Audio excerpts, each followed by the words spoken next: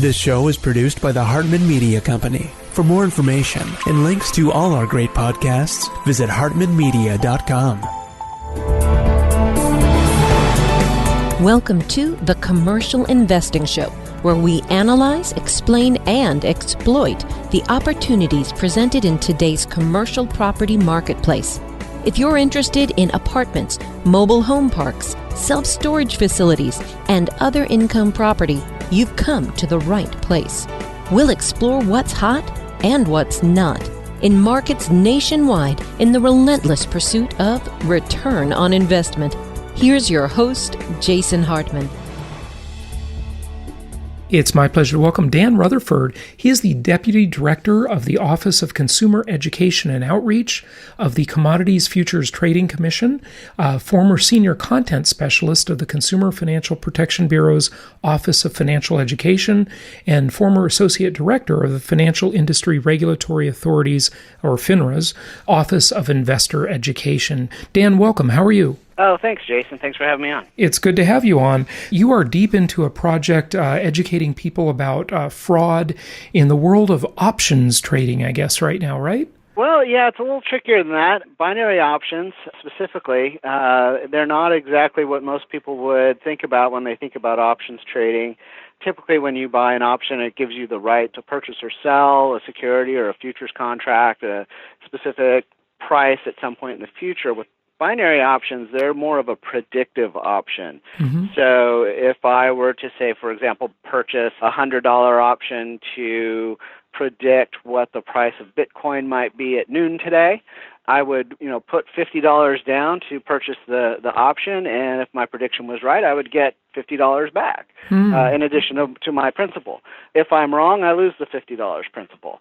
And so it's really a all or nothing, yes or no sort of binary proposition. Mm-hmm. Generally, and these instruments can be traded legally on registered exchanges in the United States, but the problem comes in because there are a lot of offshore entities, a lot of companies that operate from other places that are basically creating phony websites and using binary options as a platform to commit fraud.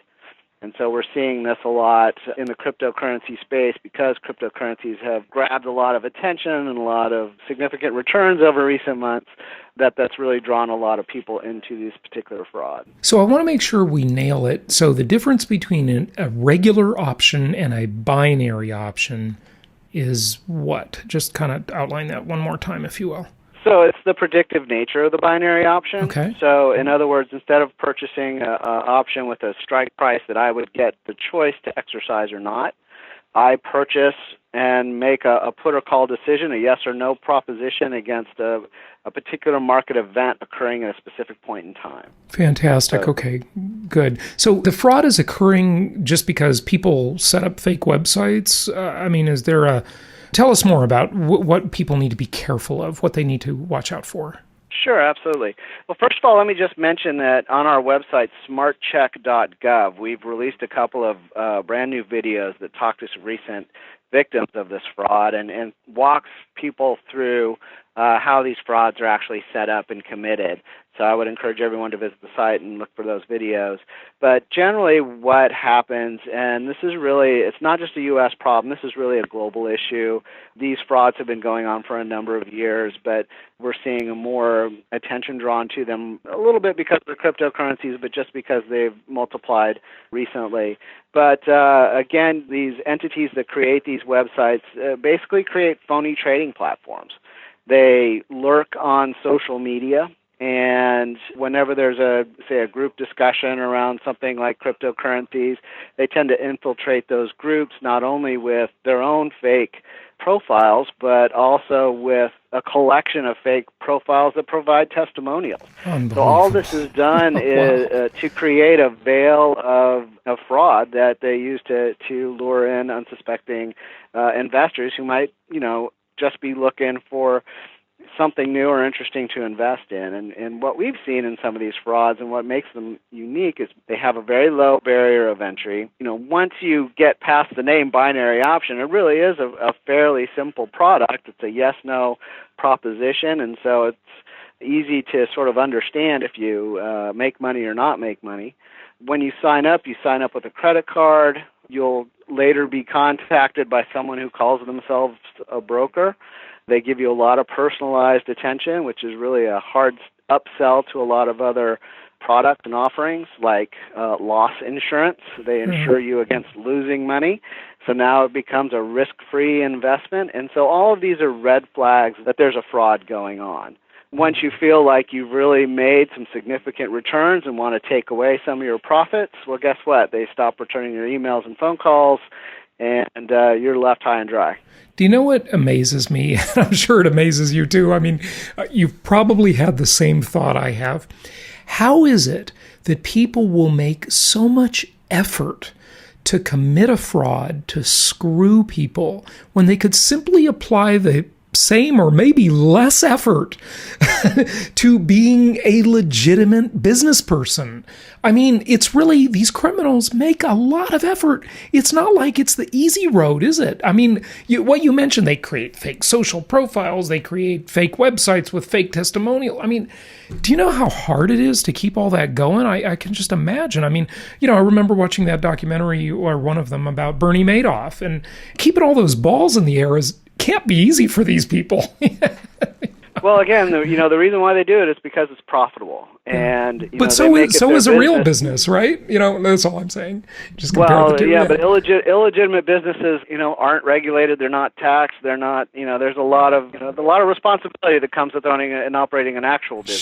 Sure, okay. And that's really one of the messages that we put out on smartcheck.gov is that you really want to be sure that you're dealing with someone who is properly regulated and properly registered. And so the tools that we point you to on smartcheck.gov allow people to check those registrations, either with the National Futures Association, if they're on the commodities and derivatives side of the business, or with FINRA on the security side. Yeah, got it. Okay, good. So that's what's going on in the world of options. With your experience back at the Consumer Financial Protection Bureau, there's a lot of talk about the CFPB, the past few years. Anything you can tell listeners on general financial frauds that they should be aware of, or relating especially to real estate mortgage stuff, or just anything in general? What are some of the main things people have to watch out for? Well, regardless of the type of fraud committed, what we tend to see over and over again are the same telltale signs and a lot of the same frauds, just using different financial hooks. So a lot of times we talk about the red flags of fraud. Whenever someone presents really high returns and low risk, that's not an equation that makes sense. So that should be an immediate red flag. If someone suddenly wants to be your best friend and then appeals to you with a business proposition, again, they're trying to build credibility. They're trying to groom you to be a victim. And so that's something else that you need to be aware of. Someone might use a very nice suit and a very impressive business card to build credibility and try to build that credibility and deceive people. But again, in this day and age, where we see the biggest sort of sinkhole for a lot of fraud is in social media. And what I tell people is, don't use social media as your investment advisor, and don't find your investment advisor only on social media.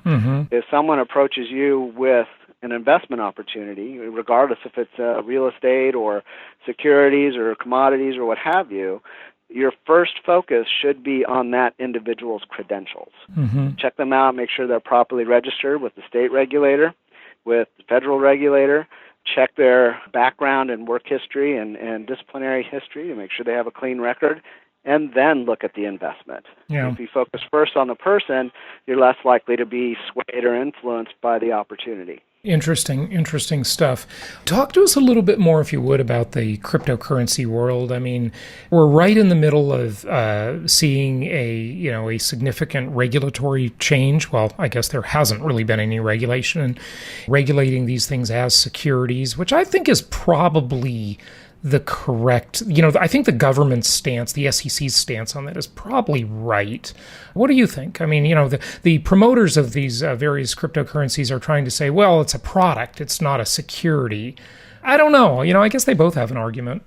Well, actually, as far back as about 2014, 2015, the Commodity Futures Trading Commission has determined that Bitcoin and other virtual currencies are actually commodities under the Commodity Exchange Act. And we've utilized that jurisdiction, or our jurisdiction, over those products in a number of recent cases. So if you're interested in learning more about that, you can find those cases on our website. Just as well, sort of what our position is on cryptocurrencies. But that's not to say that we don't work with our other federal regulators. In fact, it's sort of fact-based in that if a convertible currency like a Bitcoin we consider a commodity. However, the SEC looks at initial coin offerings, which is, the offer to sell a coin at a future profit as an investment contract. And so in those cases, ICOs would be considered a security. But again, we work hand in hand with the SEC, with the Federal Trade Commission, with the CFPB, and with others to make sure that we have the entire landscape covered. Mm-hmm. Yeah. Okay, so kind of back to a little bit more on the crypto question, because everybody's just asking about it, talking about it nowadays. Any opinions on where this is going? My opinion has always been that, and this is a much broader concept than you cover, but maybe you just have some thoughts about it, is that these are competition. Cryptocurrencies are competition for the main product of every government on earth, currency, right? And I don't know. I just don't think governments are going to be very accepting of having these competing products out there, the other currencies. The promoters of various cryptocurrencies say, well, they can't stop it. Well, I don't know about that, but it's like the Wild West right now. And I mean, a lot of people, I'm sure, have already gotten burned. I think there's a lot more to come. Do you think Bitcoin will be here in 50 years or 20 years? Your guess is as good as mine, but I do know that the underlying technology, the blockchain that runs Bitcoin and other virtual currencies, a lot of financial regulators and institutions are very excited about the technology and the possibilities of that technology. And I think irregardless of what the future holds for virtual currencies, it would be a bad idea for us to just bury our heads in the sand and not expect that there could be new evolutions of products to come because of this technology. Yeah, right. And so we always have to keep our heads up and thinking about what we can do to protect the public as we go forward. Yeah, well, no question about that. I mean, I don't think anyone's going to disagree with that blockchain technology it has a ton of applications, and it's very interesting. But again, that really has very little to do with the issue of cryptocurrencies, right? It's just something that cryptocurrencies use. It's like saying, well, every business nowadays uses the internet, okay? But, that's just the internet, and that has nothing to do with the business in particular. I mean, right? I don't know what's going to be the best or the surviving cryptocurrency out there, or if any of them will survive. But it's not our place to make those determinations as the government. I think that's best left to the market. Got it. Yeah, definitely understand. So, what are you working on next? Now that this option, you've got this option education on the binary options out there. What's next for you? Well, we're going to continue to put energy behind cryptocurrency education. Like you say, Congress is currently looking at potential regulations, so I'm sure there'll be a lot of education to come in terms of what the new rules and what that regulatory framework looks like. There's still a lot to cover in terms of educating people about what these things are and whether or not they are an investment or a payment vehicle or, something else. And so there's a lot to come in that space. For us, we're also looking at ways in which we can engage more with agricultural producers, and they're a big part of our market, and we're always looking for ways in which we can help those folks and make them aware of either potential frauds or ways that they could be using the markets more to their advantage. That's really about it. I mean, we just look ahead to where the technology takes us, where the markets take us, and respond with education and enforcement and sort of the regulation of the markets as best we can. Mm-hmm. You started talking a lot about social media and how these crooks are using social media so effectively to take advantage of people. Do you think it's a more dangerous landscape now for investors or a less dangerous landscape? I mean, certainly all the bad actors have tools, but so do the consumers. I mean, for example, people can just go check the registration of an advisor nowadays. But, I've always kind of wondered about that one, actually. This is a little bit of a tangent for you, too. how do you know? I mean, are you supposed to ask them for their driver's license? So, show me your ID so I can tell that you really are John Doe. No one really does that. They just take their name as, they could just lie about their name, right? That's the thing that would concern me as well.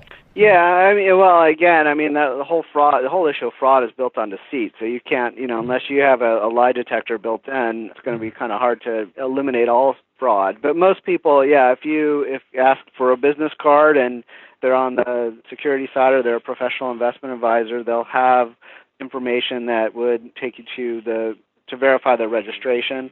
The NFA, the National Futures Association, has information on all introducing brokers and intermediaries that work on the future side of the business. FINRA maintains the broker-dealer side of the securities business, as well as maintains the SEC's investment advisory database. So using the broker check system and the basic system on Smart Check allows you to pretty much cover the full landscape there. Yeah. But in terms of access to information and the availability, people have all the information at their fingertips. The problem is they really don't take advantage of it or just simply aren't aware of it. And so shows like this and getting the word out to people that this information does exist is very, very valuable. Some of the research that we've looked at shows that when we talk about fraud victims, we generally talk about folks above 50 because it's usually that older generation, those of us in that 50-plus range, and upwards into 70s, 80s, and 90s who have accumulated wealth over time and have a nest egg established. We're the ones who are targeted. Right, sure. And so when we survey those folks, we hear that 75 to 79% of them just don't check registrations. So there's a lot of work there still to do in getting that word out. So it's very important that we share that information. Likewise, if you think someone is being taken advantage of or a victim of fraud, step in and say something, because too often we might smell something fishy and walk the other way, but nobody ever reports it. And what that does is just allow the fraud to metastasize and sort of grow and take advantage of other people. And so if you see something, say something, especially when it comes to fraud. Right. Yeah. Good points. Give out your website one more time and let people know where they can find more. Sure. The website is smartcheck.gov. You can find those videos there as well as additional resources, places to provide your tips, and learn more about fraud. So I appreciate your time. Dan, thank you for joining us. Thank you. Thank you so much for listening. Please be sure to subscribe so that you don't miss any episodes. Be sure to check out the show's specific website and our general website, hartmanmedia.com, for appropriate disclaimers and terms of service. Remember that guest opinions are their own, and if you require specific legal or tax advice or advice in any other specialized area, please consult an appropriate professional. And we also very much appreciate you reviewing the show. Please go to iTunes or Stitcher Radio or whatever platform you're using and write a review for the show. We would very much appreciate that. And be sure to make it official and subscribe so you do not miss any episodes. We look forward to seeing you on the next episode.